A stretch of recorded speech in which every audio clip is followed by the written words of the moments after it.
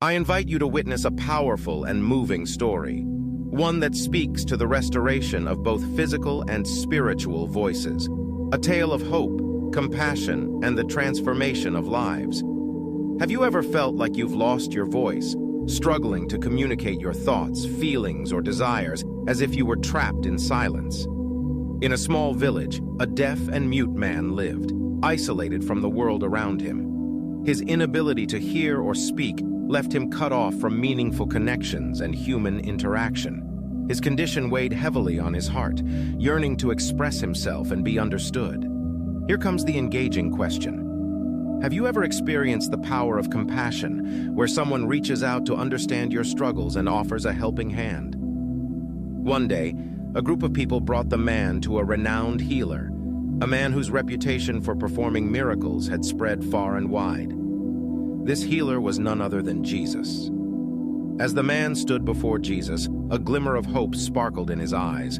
Perhaps, he thought, this man could change everything. Jesus looked deep into the man's soul, recognizing his pain and longing. With love and tenderness, Jesus laid his hands upon the man, and in that moment, the deaf ears were unstopped, and the mute tongue was loosened.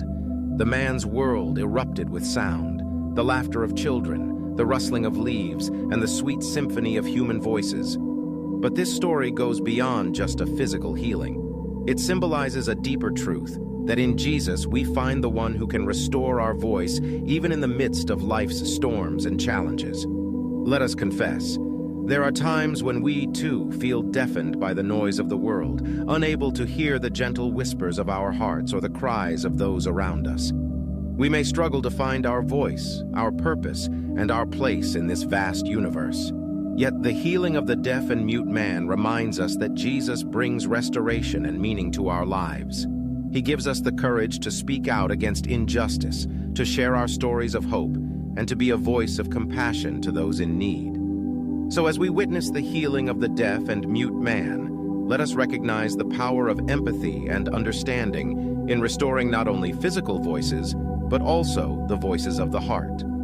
Let us ask ourselves, how can we become agents of healing and restoration, using our voices to bring comfort, love, and hope to those who need it most? This is the end of this episode. Follow for more content.